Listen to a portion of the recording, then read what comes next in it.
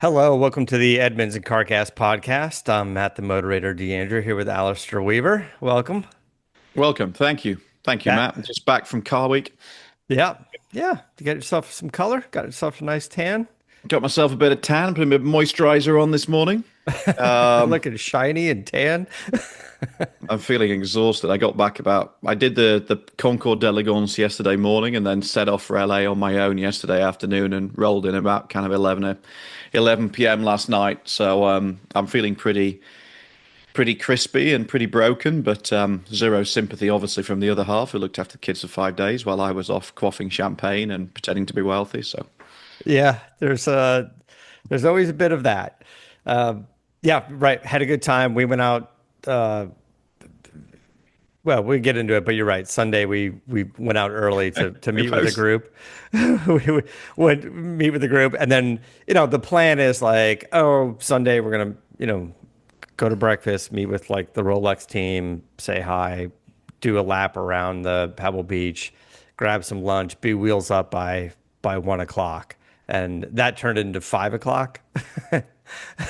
And yeah, and then drive home. Except I drive home, and the other clowns those guys just sleep in the car the whole time. yeah. So Well, I was going solo, so yeah. All right. So obviously the topic this week is a Monterey Car Week recap. I think there's enough content to probably get a few episodes out of this because there are certain vehicles that I think were really kind of cool that maybe we want to get into a little bit more. Some interviews as well. But for now, as we're back, and I don't know if this is going to be a full show or not, but let's get into it. We headed up. Adam Kroll and I went up. We brought Sonny, year 11 for Sonny.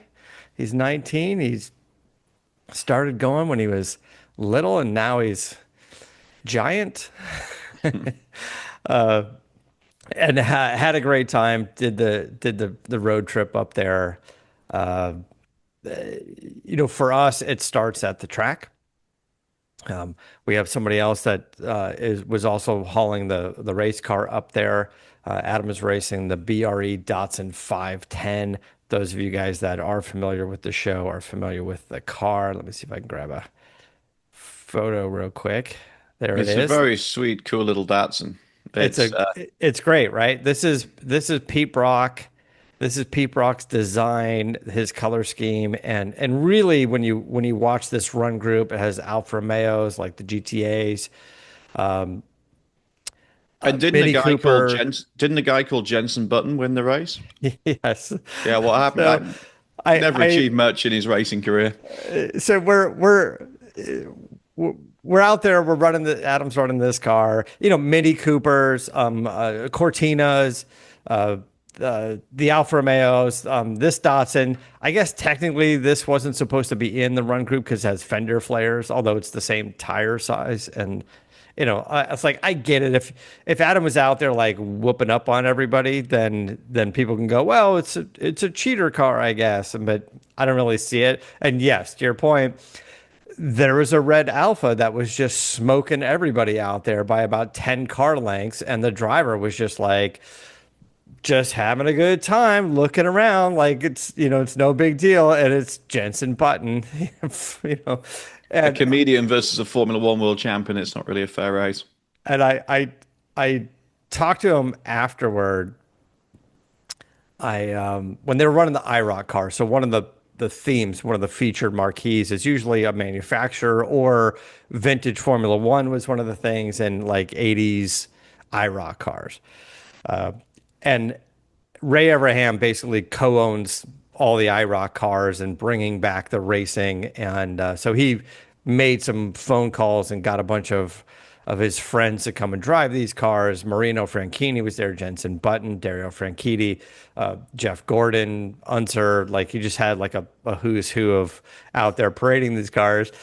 And then I went to the driver's suite. Adam and I walked over to the driver's suite. Adam's like, let's look at these IROC cars drive. And we're up there and I see Jenson Button and Marino Franchitti like just watching. And I was like, oh, let's go see what's going on. And we went over. I was like, hey, aren't you guys supposed to be driving? And Jensen was like, yeah, I inspected the car and I got in it. And he goes, and I got right out of it. He goes, they hadn't changed the brake pad since 1988. It's like, it had the same fluids. He's like, I'm not getting in that car. That thing's nuts. And Dario was supposed to drive this pink Camaro. And then he got in it too. And he's like, there's no way I'm driving this car. And he switched to a different car. Then the owner of that car just like, I'll do it. And he just jumped in it and he drove it. He was last, but, he got in it. So Dario jumped into one of these cars. I think he was driving a Camaro, maybe Firebird, and They did sound really good. A couple of them they drove yeah, past like me. they I mean, sound they sound amazing. sensational, but they also look so incredible. I mean, They're yeah, it's the they 80s. look big. They look big and they also look incredibly basic. I mean, it's 40, I know it's 40 years ago, but the 80s, like, maybe it's just because I'm getting old, but I still feel like the 80s has been reasonably modern, but Yeah. they just look so unbelievably basic. And some of these guys, this was interesting. I was asking this to Adam. I said, who do you think would be faster? Somebody like Dario, who knows the track but has never been in that car, or someone like Jeff Gordon, who knows the car, doesn't know the track well? The answer was Dario. Although Jeff Gordon, I've done a couple of things with Jeff Gordon in his heyday, and yeah, he was a great. He wasn't just good at turning left. He's great. So I mean, he was quick in a Formula One car. Jeff Gordon, he's proper. the winner of the group was a guy named Tommy Dreese. And if you don't know that name, Tommy is a great driver. He is, I think, the current Trans Am champion and knows that track and knows that style of car. Uh, and then second place was Dario. And then I found out when I was joking, going, who would be faster, right? Jeff Gordon had never driven Laguna Seca. Really? Yeah, That astonishes me. right. That's what we were all saying. Anyway, it was great to watch. And when I was talking to Jensen Button, I was like, "Are you driving somebody else's car? We saw you in this Alpha, running in the 1600 cc group." And he was like, "No, it's mine." He's like, "I bought it about a year ago and I brought it here and I'm running it." And I was like, "Oh yeah." He's like, "That car is fun." I was like, "Yeah, but you smoked everybody by like 10 cars." He's like, "Yeah, that car is fun." That was it. So he had a good time. It's funny. A guy that I used to race against in a very amateur way, nothing like what we're talking about, but he suddenly found a formula that he was winning everything in, and suddenly he was being talked about as this great club racing champion. And I used to race against him in Caterhams, and I was like, yeah, it was never that good. I think it's all about finding a formula in life that you can win in. I think Yeah. that's the clue. That's the if you're an amateur, I think that's the key to success. Um, yeah, absolutely. I think you're right. All right. So before we'll get into some other stuff, let me see if you guys can just see that. I don't think the way I share this screen, you can't hear it, but There you go. It's this is kind of the start of that run group with Adam and Jensen, and there's Adam's car. It's a great group. These cars are so fun. They actually run lap times that are as quick as like the Trans Am, like Mustangs, like the 60s Mustangs, Camaros, because those cars got so much power and little tire on the ground, and you see them coming around a turn and they're just sliding all over. And these little cars, I mean, it seems like not a big tire, but they don't weigh anything. They stick, and you could just throw them around. And it's all about conservation momentum. It's like a little go-kart. yeah, so all the guys are sitting around going, "Oh, what are you running?" I'm running like a 148. I'm running like a 152 or something. And then, then there's Jensen. He's like, "I ran a 135." I'm like, "What?" It's like 10 seconds faster than everybody. But anytime you have a racing weekend where you bring the car out, it runs well. You do a couple of small things to it. You qualify, you race. The car is still fine in one piece, and you can load it on the trailer and go home. That's a good racing weekend. Yeah. And was able to do all of that stuff. A good racing weekend. They did do an endurance race on Friday. And it was the only run group they did this. And because they called it the Dan Gurney group, so they were like, oh, like 12 hours of Sebring and 24 hours of Le Mans or Daytona. And the rule was they're out there for an hour and you got to bring the car in somewhere between 25 and 35 minutes, not Right. before 25 minutes, not after 35. You have to stop. The driver has to get out of the car. Somebody needs to refuel it for 3 minutes. You have to be out and you can do a driver change and then go back out. You don't have to do it. It was a standalone race. So with Adam, we didn't bring extra crew. We didn't talk to anybody about co-driving. And we didn't really set it up to refuel it. So he just went out and raced for 30 minutes and then came in. He's like, car's good. I don't want to push it. I'm going to do my real race on Saturday. But there was, driver changes, and the driver changes, oftentimes you'll, maybe hire a ringer driver, not specifically for the race, but to help dial in your car and you get feedback. So yeah, you're out there and there's a Jensen Button, and then somebody pulls up in an Alpha, and the driver swap is Patrick Long. Yeah. Who's a factory Porsche driver, and to help get some feedback and see how the car is doing. But it was a fun race for those guys to do the endurance race, because you see all the cars come in and someone's got to refuel it and the driver has to get out and the same driver can get back in.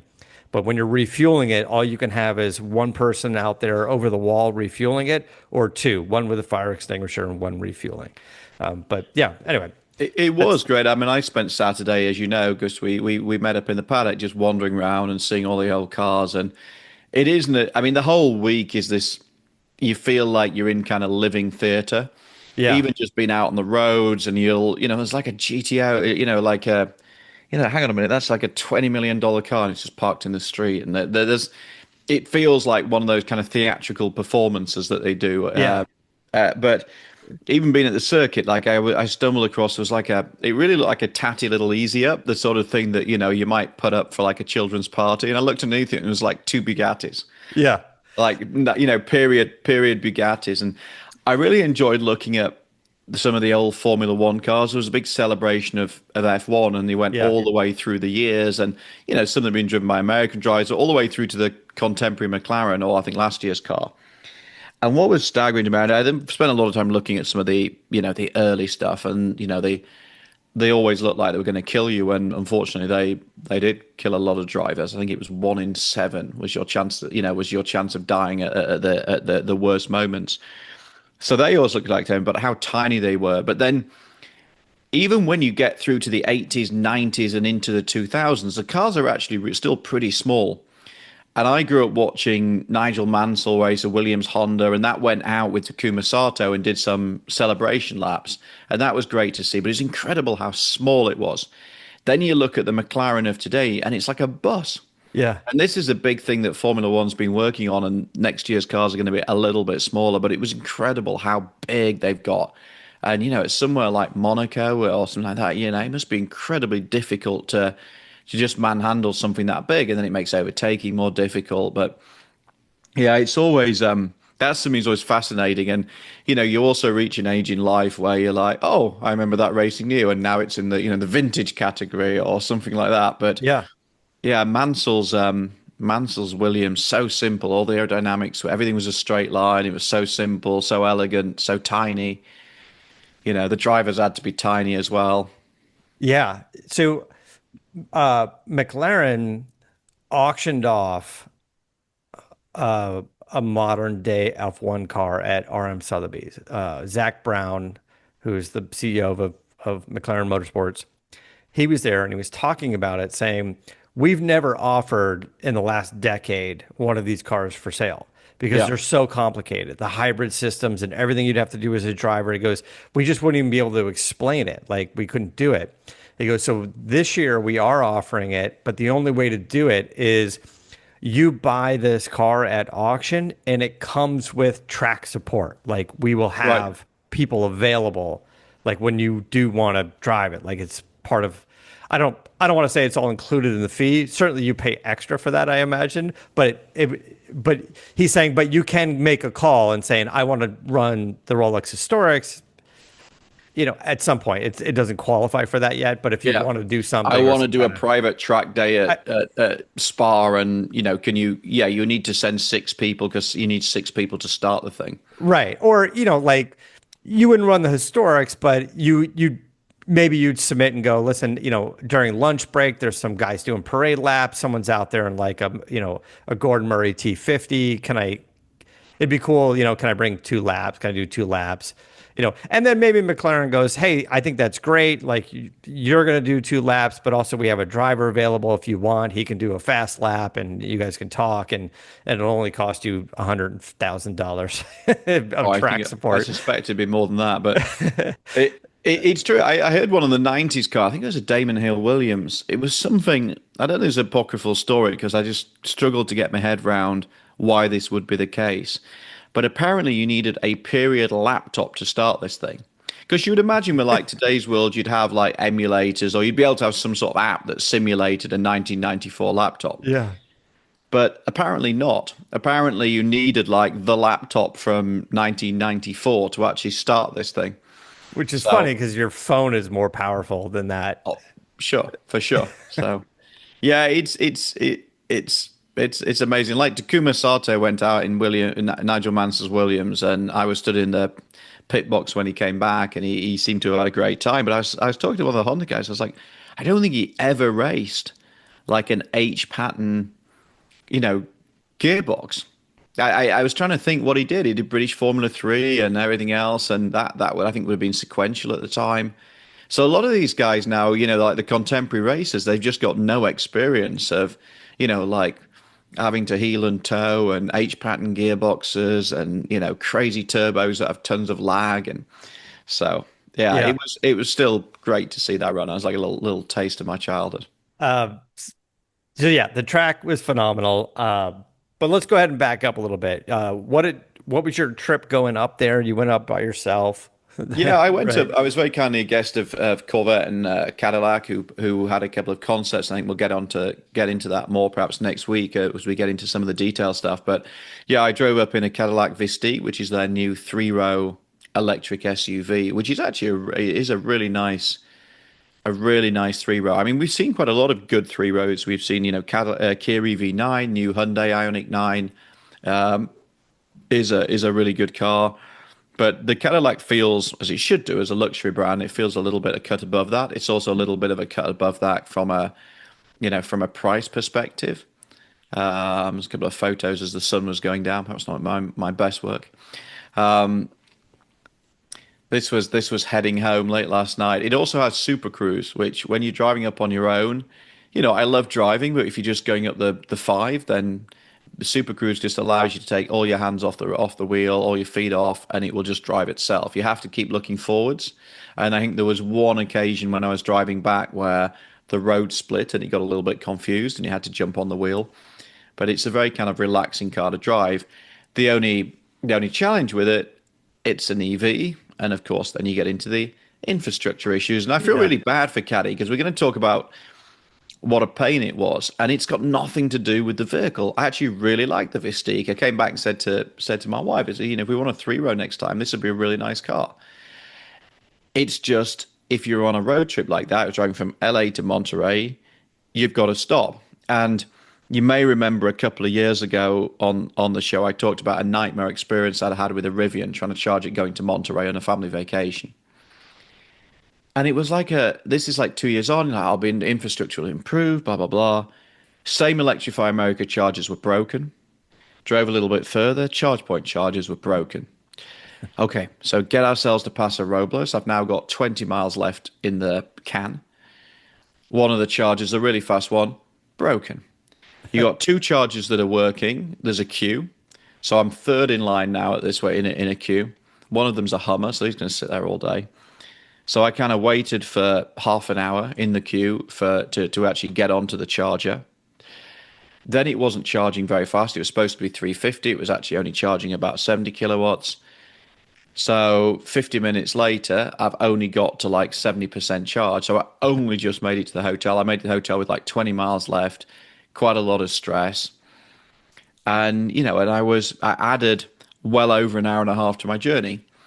And then I spoke to the Caddy guys and I said, look, I know that a lot of the GM cars will now work with Tesla chargers. Any chance I can borrow an adapter? And they said, well, actually, we have got one spare.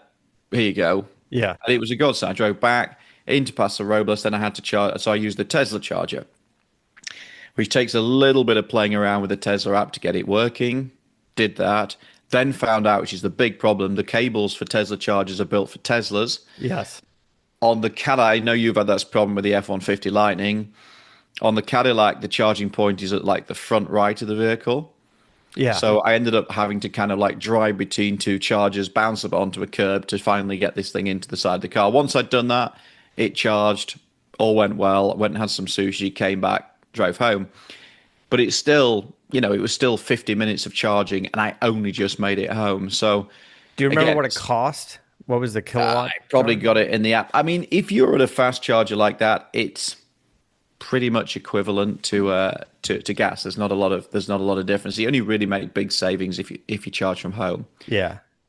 So I did make it home without having to charge again, which was a relief. But now I've got to charge it at home after we finish this show. So again, it's like hour and a half extra going up, probably another 50 minutes, 55 minutes extra coming down. And when you got a 6-hour journey, it's late at night. That unfortunately remains the great conundrum. This car is great, and there are other EVs similar to it which are also really good. The product's got really good. It's just the infrastructure hasn't. And this is going to be I just find it so frustrating because I'd like a Vistiq, but then if you're spending $80,000, you probably want that to be a prime. I mean, depending how rich you are, but I would imagine for most people, $80,000 is their primary vehicle. And what kind of range were you getting with that? I mean, it's 300-ish, but of course you don't. You don't. It's not 300 in as much that Not. You got to run it down. I mean, I was gambling at 20 miles of range left. So And then when you sorry, just to finish the story, Matt. Yeah, please. So you come down to 20 miles. You see, I'm on one here. But then when you charge it back up, getting the last 10% of charge takes so long because the power drops off because the way they manage the batteries. Right. That you've been charging 50 minutes, you're now at like 88%, and you're just watching the charging speed go down and down. You're like, oh God, I'm going to be sitting here for another half hour. And some of them, like when I use a Tesla charger, pop up on my phone. You're like, it's like we're at 80%. We're Yeah. gonna start slowing your charge, and at 90%, we'll start slowing your charge. I'm like, oh, okay. They're like, you need to get off the charger. You got enough. It's partly that, but it's also partly because of the battery management that you can't keep stuffing. There's scientific reasons. It's not just Tesla being difficult. So, yeah. So you don't realistically, you're only using 10% to 80 to 90% because anything outside of that is too risky or takes too long to charge. So that's your realistic window. And I just wish, I kind of hoped that as the technology improved and the cars have got really good, that all of this would have kept up and caught up, and we'd now have a great system in place. And it worries me that with the changes to the tax credits, with all the kind of political noise at the moment, if they don't keep investing in the infrastructure, if things don't get better and don't get faster, then it's really going to kind of kill the EV adoption, and that'll be a shame because I think the product's great. Adam and I went and hung out with the Lincoln team. They were very nice. They were big part of our wonderful hospitality. They inviting us up there. And we got to speak with the president of Lincoln for a while. And I think he was excited about telling us some things that are happening in the future. And then he was told stop talking by his PR team. But I said, I want to talk about EV for a second. And I had just toured, Ford's, big new Long Beach, electric vehicle development center. And I said, this isn't you guys. I said, this isn't Lincoln. This isn't Cadillac. This isn't Tesla. I go, it's just how this is sort of being sold to us as going, we've got an EV, it's 300-mile range, or we got a new EV, it's 350-mile range. I go, if you look at the Monroney and it says MPGE and nobody understands like what it is, it doesn't mean anything to the consumer. And I kept telling him, I go, listen, we need a new sales pitch or a new Monroney that has, in your gas car, you have city, highway, and combined. You have the three numbers. I said the EV should have the three numbers. It should have max range. I get it. This is the big selling point, 300 Yeah. miles of range. It should have your normal 80% range, 80% charge range, and your highway range. Like realistic, not 55 miles an hour. Like I want to know how much range I'm going to get at, some realistic number, call it Yeah. 75. I mean, everyone does 80, 85, but 75 miles an hour, because that's not the part of the full range. If you give me those three numbers, if you go, here's your highway range, here's your 80% average charge range, and your max range, that would be a much more informative pitch, or Monroney, a window sticker. And that's what we've been trying to do with the Edmunds EV range test is to try and give, and that's 60% urban, 40% highway. So it's trying to give people more of a kind of realistic measure. We have discussed, trying doing a highway measure as well. I mean, the reality is like, where do you stop? And, they're doing the running about 500-mile vehicle down to zero already takes like, 15 hours or whatever it takes. It does. But And in LA, it's difficult because you're like, when do we do this? Do we got to just start doing this at 5 in the morning? Because Yeah. there's always traffic, and that first hour and a half is just in traffic anyway. So how do you realistically go, oh, we're going to do a highway range test? And also like gradient, there's all these things that you don't really think about. That we went up and over the Grapevine. If people aren't familiar with Southern California, this is basically there's a steep incline followed by a steep descent over a mountaintop as you go north out of LA it's miles and miles. It's not, and it's miles and miles. And Yeah. you go up and you watch your range plummet, and then you come down, and it's a bit like being on a push bike when you just freewheel, and you can actually see on the little gauges that your battery is getting replenished, and it's quite exciting. And up you go again. yeah. And I wouldn't say it quite balances it out because of losses, but by the time I got to the top of the hill, it said you got no hope of getting home. By the time I got to the bottom of the hill, it was like, oh, you should make it with about 10 miles left. So, Yeah. given how tired Going I up was, the hill takes more than what you'd get back going down the hill. That's always going to be the case. yeah. Do you know what my other pet thing actually on that, and then we could perhaps move on, but it's sometimes where these chargers are. Because I stopped in Paso Robles both times. First time it was in kind of, big car park. Second time, you're late at night, you pull into these chargers, you're kind of like locked in because you plug it in, and you do feel a bit vulnerable. And, Yeah. I'm a guy on my own, and, it's perhaps slightly different if it was my wife on her own, for example. But, I'm sitting there, I've got all my stuff from the week, I've got my laptop with me, and, you're sort of sitting in quite a sort of desolate parking bay on your own, strapped in, plugged in. The business, it's not a nice feeling. Yeah. Like sometimes even at gas stations when you turn up at like late at night and it's feels a little bit edgy. Yeah. But you're there for me. 5 minutes. If you're there for 5 minutes, and you feel a little bit like, okay, this is not the best place to stop. But Yeah. if you're sitting at 50 minutes on your own in the dark, in the middle of nowhere, trying to charge your car, it's just not a good. And I never really thought about that too much before because I've generally been not really had it. But driving home last night was dark. It was sort of on a. It was near the town centre, but not in the town centre. There's not a lot of people around, and yeah, it felt a little bit vulnerable. Yeah. I'm not built. I'm a lover, not a fighter.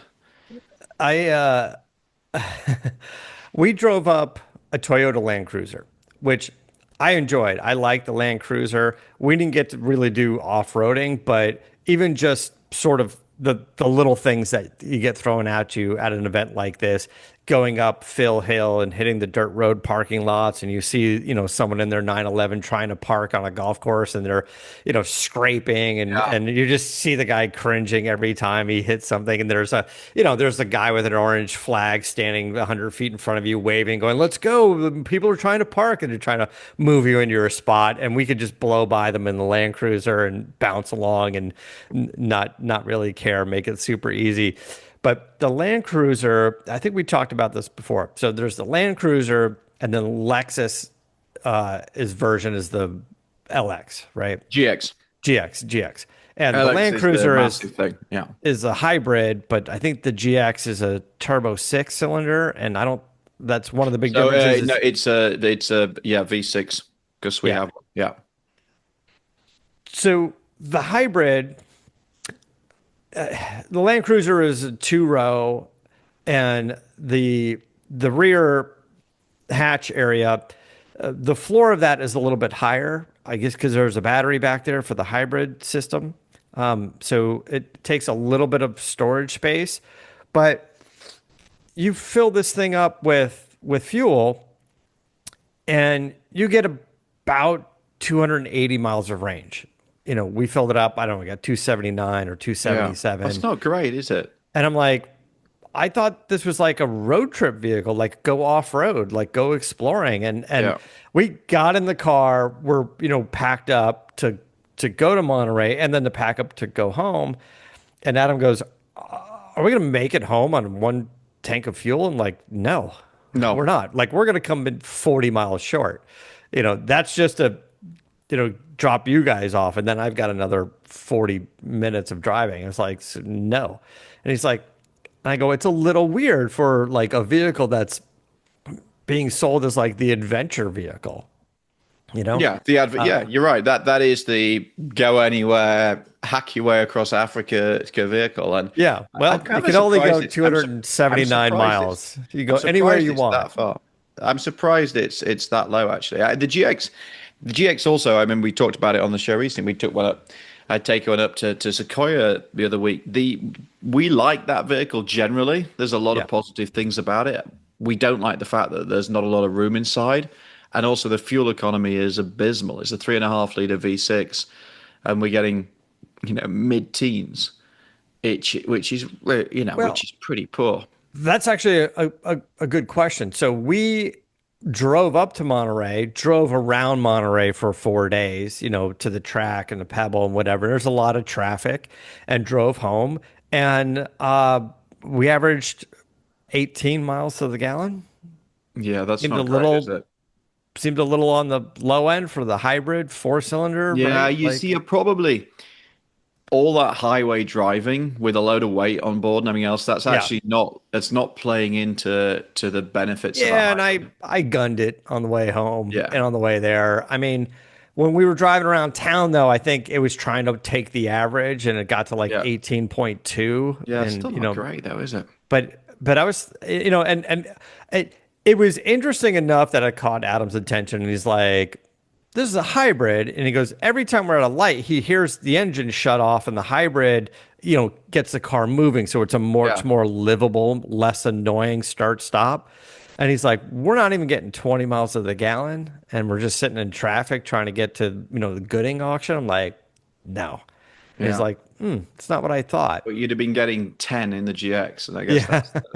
Right, that's but the thing. does the GX have a 30-gallon tank of fuel? Because this No. thing, I think, maybe had 16. But I too would go back to the EV from because you're talking about acceleration and gunning it, and you're right. You're driving the EV, and for the first time, you're thinking, "Oh, hang on a minute!" Like there was a big sort of bit of cross country run as I was cutting across the five to come down south towards LA, and it was kind of it was quiet, and it was some nice twisty roads, and I was having a little bit of fun, and I was like, "Oh, hang on a minute," because this thing's got 600 horsepower. I think it has. I mean, it's quick, and it has like a V-spec mode. I was off.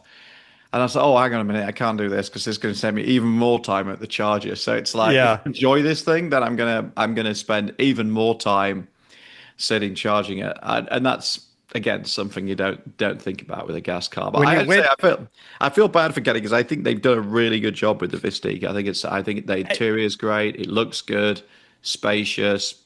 It's if it was just a car for LA and everything else, or a car for, if it's your sort of charge it at home every night car, it's terrific. It's just if you're going to do big miles, family road trips, it's going to be a pain. I would say the same for the Land Cruiser, in that I enjoyed the vehicle. I think its off-road capabilities, although we barely scratched the surface, are there. I like that it has tactile buttons, and maybe that's just because more of it being an off-road vehicle, they want you to be able to like actually, hit a volume knob, like a real volume knob, or hit a button to get into the different, off-road modes, or,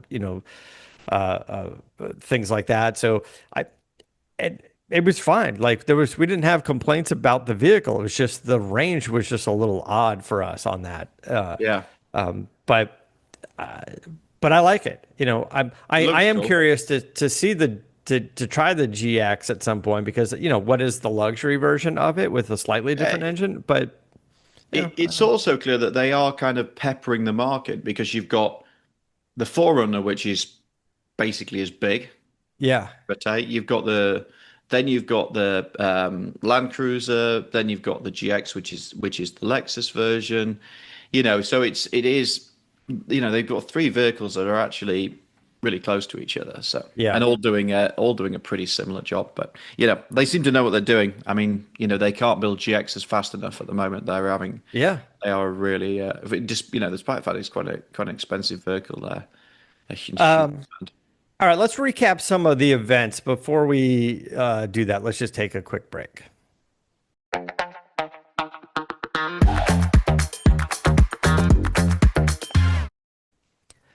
Okay, Monterey events. For us, we enjoy going to the auctions. I don't know if that was quite on your agenda, mostly being with Cadillac on the way up there, but went over to Broad Arrow on Wednesday, got a tour of that, saw some pretty amazing things. We hung out with John Hennessy for a minute, and one of his Hennessy Venoms, not the new F5, the other version. He was there, and a red one was coming up for sale, and he's like, "Yeah, I had that car, and then I sold it to a client, and I probably didn't sell it for much." And then he goes, now I realize I don't have one in my collection. And so he bought it back. I think the hammer Wow. price is about $550,000. And it's one of the early ones that had like an LS9 engine or something in Right. it. That's the Corvette engine, right? Yeah. Yeah. And he was saying, yeah, it wasn't like the big horsepower version. He goes, I want to buy it back and take the Venom F5 engine and put it in that and make a 1200 horsepower version of the previous car. And I was like, and he goes, and then have this car in the collection as well. But I'm glad he was able to get that. Some amazing cars to go and see. California, Ferrari California 250, short wheelbase, long wheelbase. These cars are there. These are $20 million plus cars. RMs in the private sale section of McLaren F1. The estimate was just in excess of 20 million. They're like, okay. I was saying I got back, I stayed at kids this morning and I was like, it is hard to conceptualize the concentration of wealth. Like you and I go up there and I'm there kind of like working in a media capacity. We both are. And, we also are like hanging out with Adam who has a race car and racing there. But just this extraordinary concentration of wealth. And one of my team, Edmunds had, we had like 4 or 5 people up there. And my team was saying he'd been talking to somebody about FlexJet, who I think they do this kind of like, where you've got almost like a timeshare for a private jet. Yeah. And they were there with a stand at Quail, and one of my team was talking to somebody, and I think they always like jokingly said, "Oh, maybe we'll go get a jet," and then the person like deadpan and said, "Yeah, we just bought a new jet," like not no irony, not nothing. Yeah, we Yeah. just bought a new jet. Okay. And I was Okay. telling him, we'll play the interview, I think, next week or in the next couple of weeks. We've got so much good material. But I had a good chat with the president of Bugatti, and he was saying that around 10% of his customer base, I didn't mean like his current customer base, but you think about how many vehicles Bugatti builds, not very many. So since he came back in this kind of Volkswagen and now Rimac owned era, well, it's still partly Volkswagen owned, he reckoned that, he had about 80, I think he said, I can't remember, 70 or 80 customers like at Quail, which was 10% of his customer base who were there. And, they had these Bugatti sunglasses, which I thought were a bit naff, to be honest. They Yeah. were they had like a Bugatti badge just above your nose, and there was sort of thing I might wear with irony, like locally. Like Yeah. you go to a But dad's if you're on group or the lawn at something. Pebble Beach and someone's Yeah, showing their, yeah, yeah. 37 Bugatti, 1937 Type 57, they're wearing Bugatti stuff.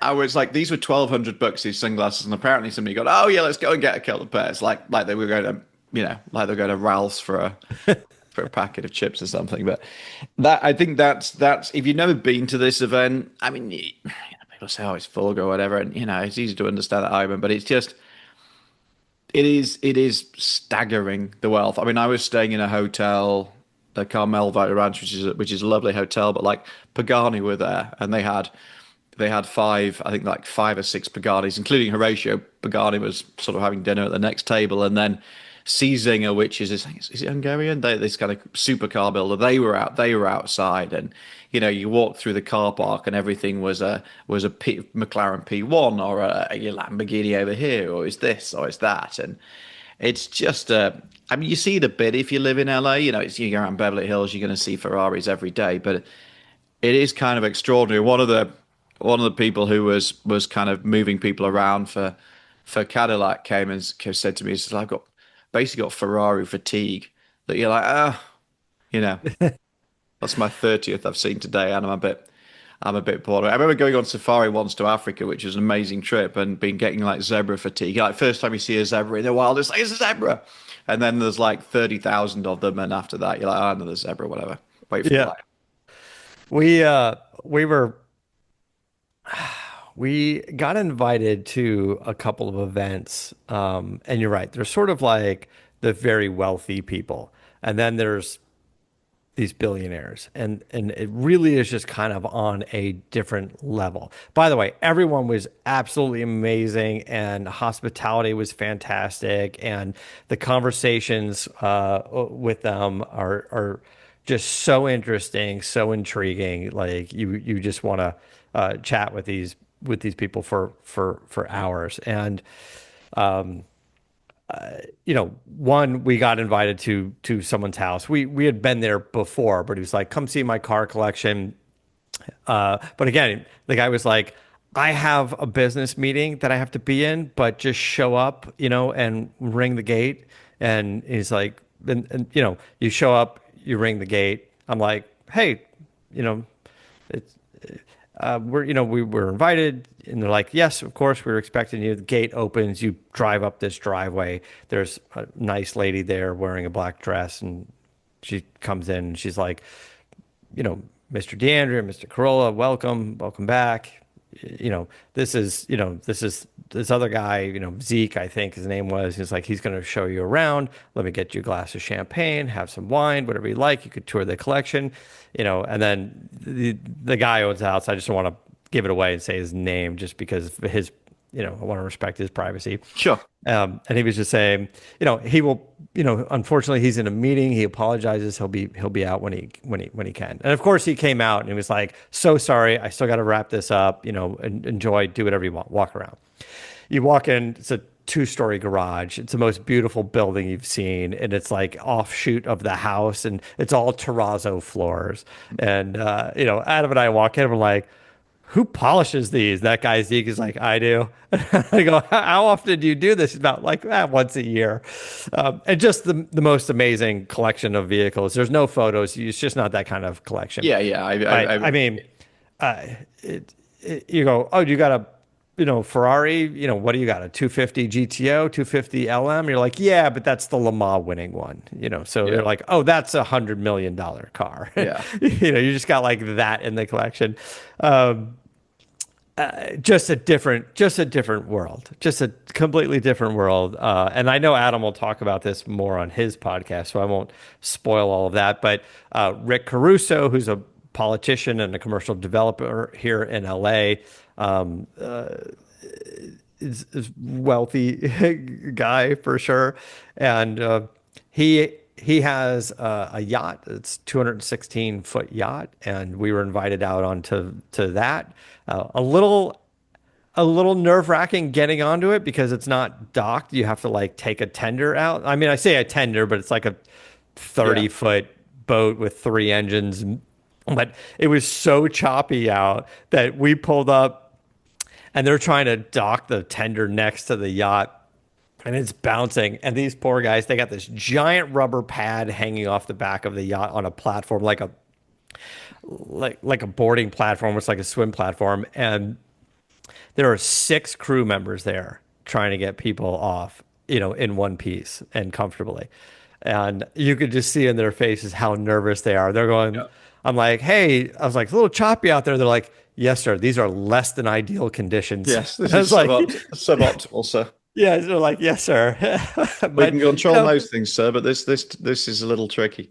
but, after a few champagnes and the Yeah. caviar, everyone had a great time and it was an amazing thing. And by the way, you would have enjoyed this, like getting a little bit of a tour and then going and just speaking to the captain who's Italian and just just going through just sort of the technical aspect, what it is for him to move this yacht around, and just really just an intriguing story. He's like, well, how far like would you go to Alaska? And he's like, no, the seas don't really work that way. He's like, you want to stay around the equator. He Right. goes, once you start going up, he goes, and we've done it. He's like, we've had, 15-foot waves like come up over the front of this thing. He's like, and he was up in his, uh, where he's up and he's driving the boat, and you can, what he can see from that view, and he's like, we've had waves come up over here. And he goes, and when you bring the boat in, he's like, the amount of repairs and maintenance just from that. He's like, Yeah. so you don't, he's like, we're not going, like, you want to stay around the equator. You go all the nice areas around the Yeah, you world. don't want to.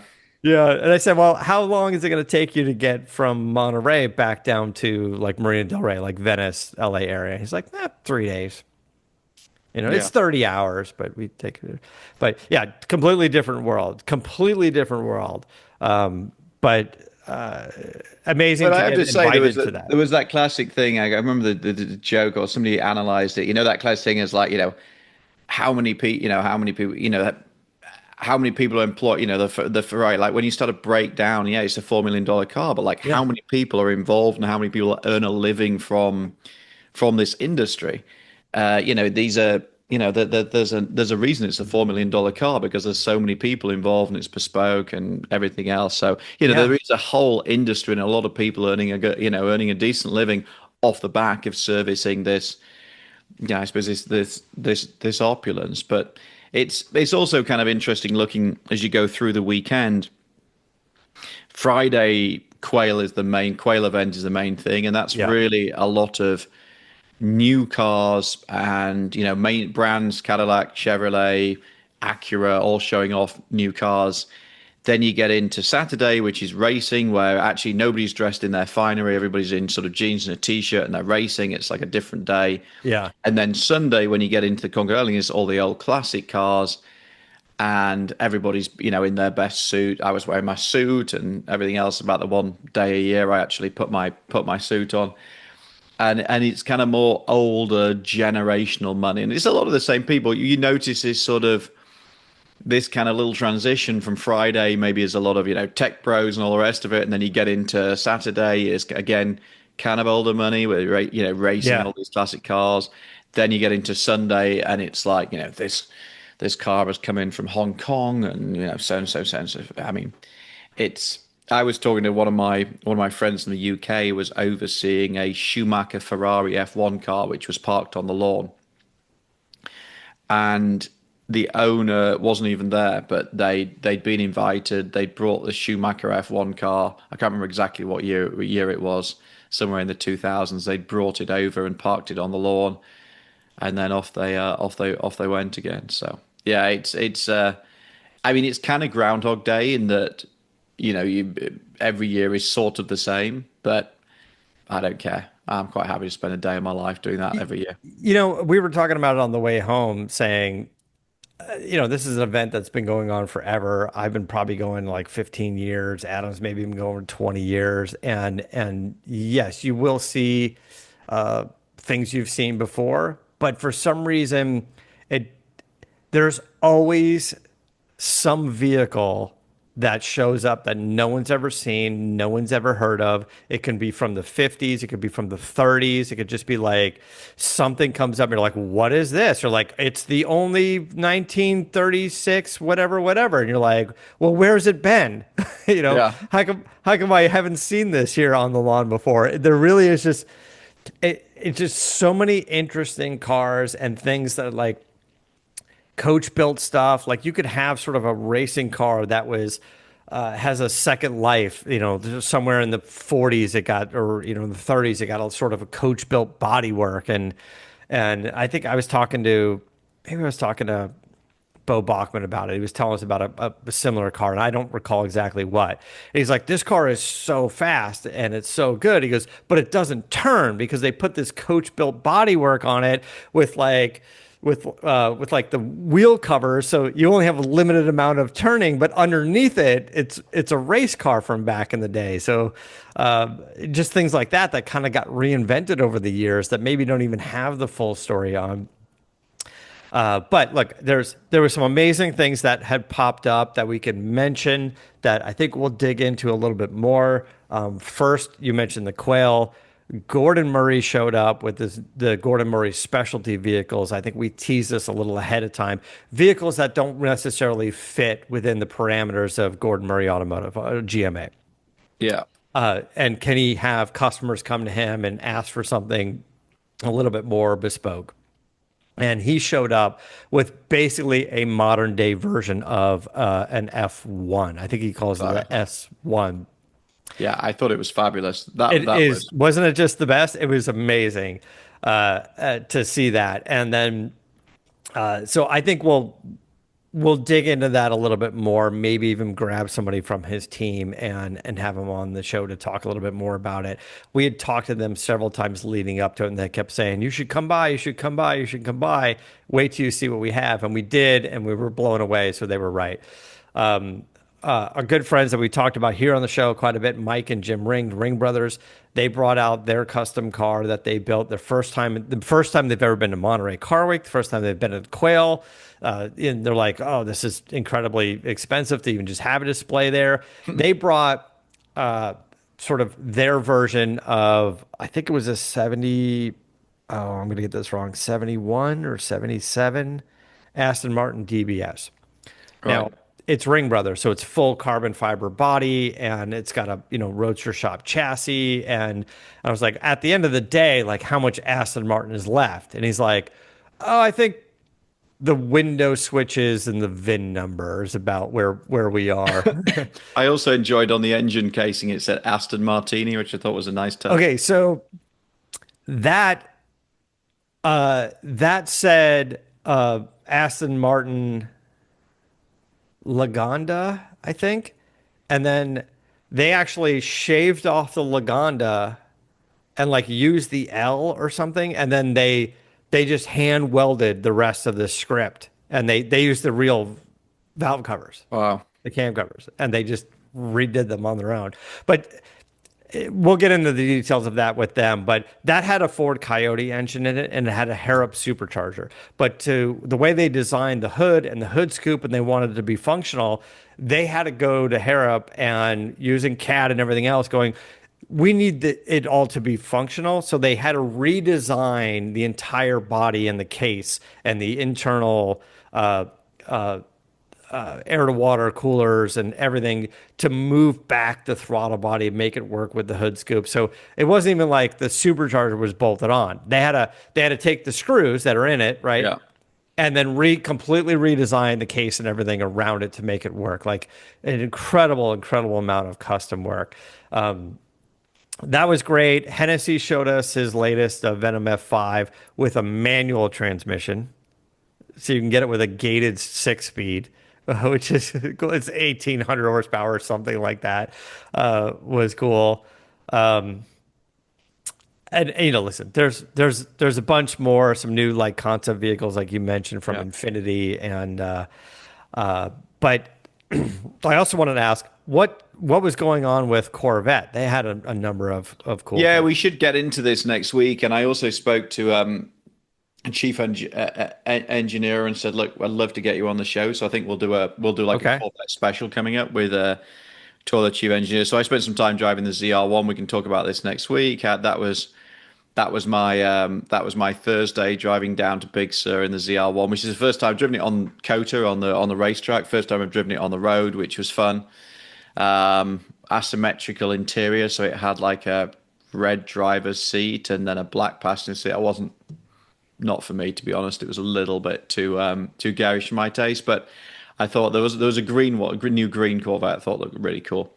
So then they had a couple of concepts that they were showing off, which actually got a hell of a lot of attention at Quail, and I think we'll Yeah. get into that. Let's get into that next week. So, and I'll also talk about my favorite car, the Morgan.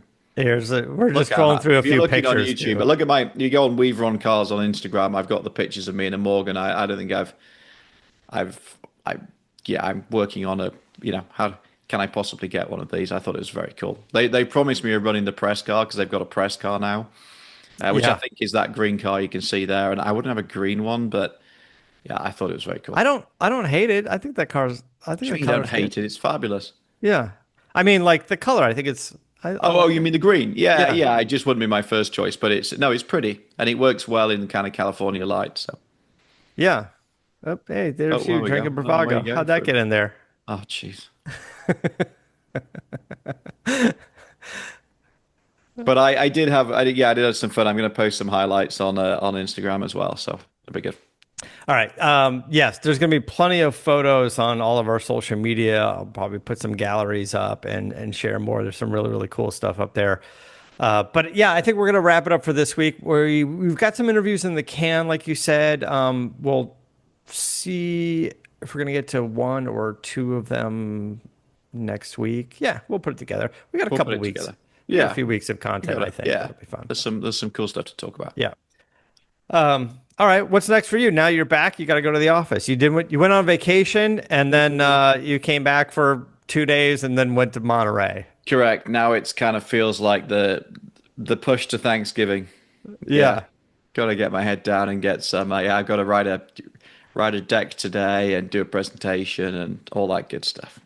And now that like we're back, we got like probably the rest of this month, and then there's like SEMA prep and LA Auto Yeah, Show my and my all end the of end the of the year year is stuff. already looking crazy busy. Like November for us, we get into our awards season. We start to produce our awards content. You've got LA Auto Show thrown in, and yeah, it's going to be flat out to the end of the year. So Yeah, and back to egg whites and water yeah, because there was a lot of bubbly, exactly. lots of meat. Detox, eat Yeah, there's less, a bit of that. detox. Exactly. It's funny. You come back for this event and you're like, God, I'm exhausted. And then, Tammy's like, well, weren't you just like out on yachts and walking around the lawn and looking at cars and drinking champagne? I was like, yes, Yeah, it but is that's exhausting. exhausting. Because She's like, it's true. I mean, you're literally on from you're mentally switched on from 8 o'clock in the morning till 11 o'clock at night. So yeah. Anyway, it's a great anyway, event. it's the first world problem. It was fantastic. Yeah. All right. We're going to wrap things up. Thanks, guys. Thanks for listening. Until next time, keep the air in the spare and the bag in the wheel.